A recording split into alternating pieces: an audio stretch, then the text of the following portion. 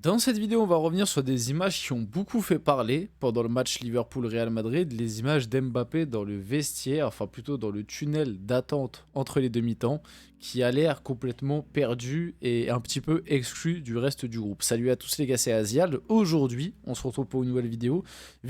On va parler de l'actu du Real Madrid principalement. On va quand même revenir sur cet épisode qui a pris un petit peu d'ampleur pour au final quelque chose qui, oui, peut être un peu analysé. Moi, je trouve que peut-être certaines analyses et certains trucs ont été un petit peu trop loin.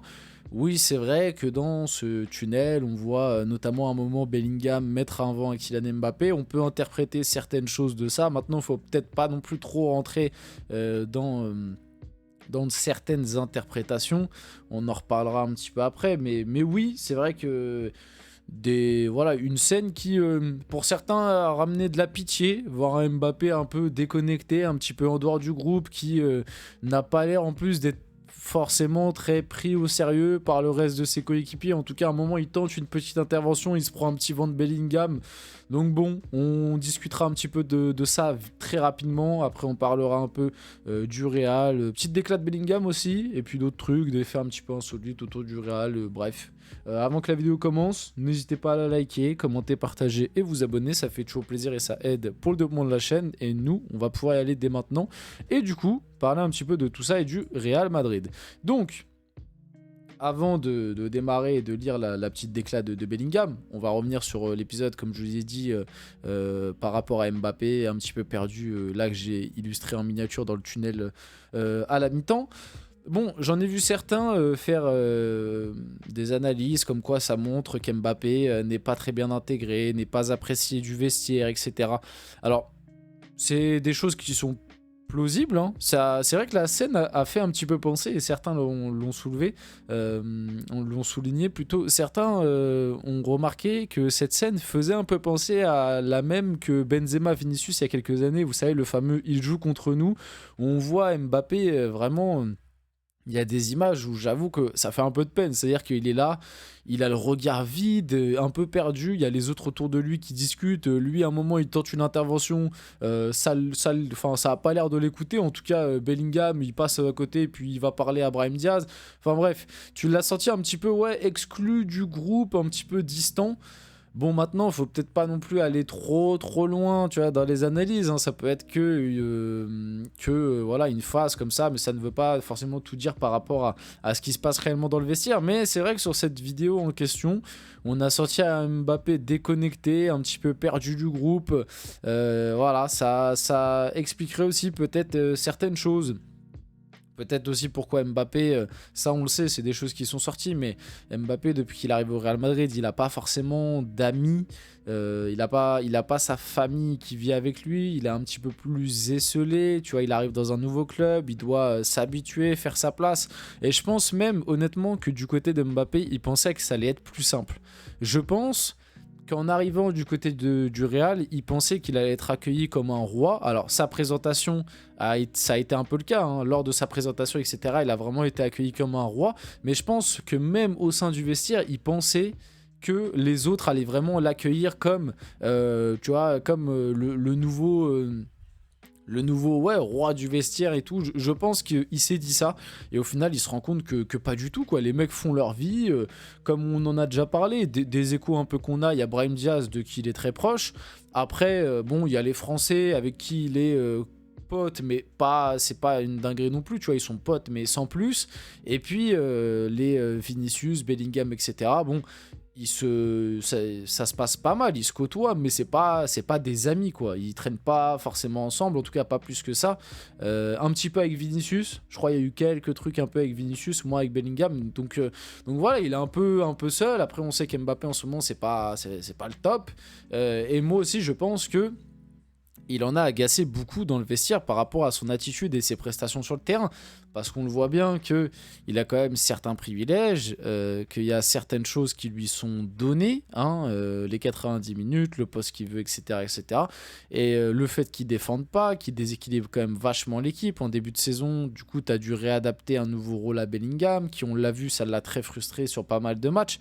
Donc je pense aussi qu'il y a des gens au sein du vestiaire qui n'apprécient pas forcément tout autour de Mbappé, et c'est peut-être aussi ça qui donne ce genre de réaction. Maintenant, il ne faut pas non plus être trop loin, comme je dis, dans l'interprétation, hein. Ça peut être juste une vidéo, et puis au final...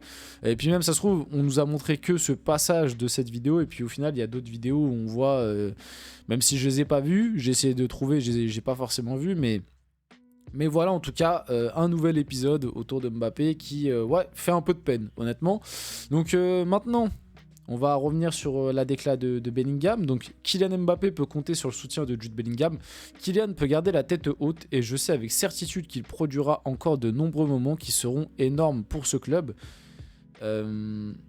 Alors, il produira encore de nombreux moments. Ça veut dire qu'il en a déjà produit. S'il en a déjà produit, Jude, j'aimerais bien que tu nous dises lesquels. Parce que moi, depuis qu'il est arrivé au Real, je vois pas quel grand moment il a produit. Non, moi, plus sérieusement, oui, je veux bien...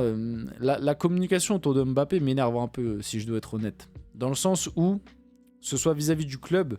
Parce que vous avez remarqué, et je voulais vite fait en parler de ça, vous avez remarqué que le Real Madrid, le club, communique bizarrement énormément de vidéos aux entraînements où on voit Mbappé faire des gestes techniques, faire des passements de jambes, faire des accélérations et tout, chose qu'on ne voit absolument pas en match. On voit la communication d'Ancelotti est très claire, c'est-à-dire que je ferai tout pour défendre Mbappé, quitte à dire n'importe quoi. Voilà, c'est la position d'Ancelotti. Et même maintenant vis-à-vis des autres joueurs, alors ok, je sais très bien, ça reste... de la conférence de presse, ça reste un message que tu envoies un petit peu au public, aux supporters, etc. Tu peux pas dire n'importe quoi. Bellingham, il peut pas arriver en conférence de presse et dire ouais, bah, Mbappé, il pue la merde. Voilà, c'est pas possible parce que ça créerait trop de problèmes. On le sait.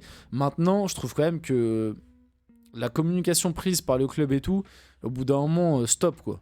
Au bout d'un moment, je sais pas, réunissez-vous. Faites un truc, même par rapport à Mbappé. Moi, Kylian, parle-nous. Là, vraiment, je pense qu'il faut qu'il nous parle au bout d'un moment. Parce que là, il est dans une posture où il continue d'agir comme un mec qui ne ressent rien, comme un mec qui va bien. Regardez, Mbappé, on ne l'avait pas entendu parler depuis 150 ans. Il a mis un tapin face à Leganés. Ah bah c'est bizarre, il est venu direct en conférence de presse dire « Non mais moi tout va bien, je peux jouer à gauche, à droite et en pointe, il n'y a pas de problème. Oh j'adore jouer avec Vinicius, non je me sens bien, vous inquiétez pas. » Et là bizarrement, face à Liverpool, t'es dégueulasse, l'équipe perd 2-0, c'est bizarre, on t'a pas vu. C'est bizarre, on t'a pas vu. Et ça résume bien aussi le personnage qui est Mbappé, c'est-à-dire que quand tout va bien, il vient, et quand tout va pas bien, il se cache et puis il cherche des coupables. Ah, c'est pas de ma faute, c'est de la faute du PSG, c'est de la faute de... C'était pareil, hein, quand il était au PSG, quand il était dans des bonnes périodes, il n'hésitait pas à venir en conférence de presse en zone mixte, etc. Et même des fois pour envoyer des petites balles, hein. On se rappelle du bien manger, bien dormir, hein, on se rappelle très très bien. Mais par contre, quand lui ça va pas, c'est bizarre, on le voyait pas en conférence de presse, hein. Ah, c'est... bizarre, sûrement un hasard, hein. On le voyait pas, et c'est pareil en équipe de France alors qu'il est capitaine. Donc bref, ça montre bien aussi le personnage, mais ouais, au bout d'un moment, la communication est pas bonne. Parlez-nous. Voilà, moi j'aimerais, au bout d'un moment, même si je sais que c'est pas possible, mais que voilà, un Bellingham, il vient en conférence de presse, ils disent ouais bah Mbappé en ce moment c'est compliqué. Maintenant on garde espoir, mais oui actuellement le niveau est compliqué. Et voilà, c'est au bout d'un moment, il faut juste soulever des facts. De toute façon, tout le monde le voit, donc je sais pas pourquoi ça vous le cachez. Voilà, enfin tout le monde le voit, sauf les fans aveugles de Mbappé, mais ça c'est un autre débat. J'avais mis ce truc. Donc c'était lors de la trêve de octobre ou septembre, je sais plus, bref. Kylian Mbappé et Achraf Hakimi ont assisté ensemble à un match des jeunes du Real Madrid ce mardi. C'était juste pour dire, tu vois, pour on va dire mettre un peu de contexte à mon propos juste avant, ouais, depuis qu'il est au Real, il a pas trop d'amis, etc. À chaque fois qu'il a du temps libre, il capte Hakimi, hein. Ils sont vraiment très très potes. Mais ouais, ça montre que du coup, côté Madrid, pour le moment, il est un petit peu encore tout seul, etc., etc. Mais bref. Le Real, du coup, est 24e sur 36 en Ligue des Champions. À l'heure actuelle, ils occupent la dernière place des barragistes juste devant le PSG, 25e. Alors autant pour le PSG, je suis très inquiet, autant pour le Real Madrid, je pense que ça va se qualifier tranquille. Ça se qualifiera pas dans les 8 premiers, mais là, à l'heure actuelle, ils sont 24e. Bon, le prochain match, ils jouent l'Atalanta. À l'Atalanta, ça va peut-être être un petit peu compliqué, mais après, tu finis par 2 petites équipes. Je crois il y a Brest déjà. Alors bon, ça va être Brest-Ouroudourou, ok.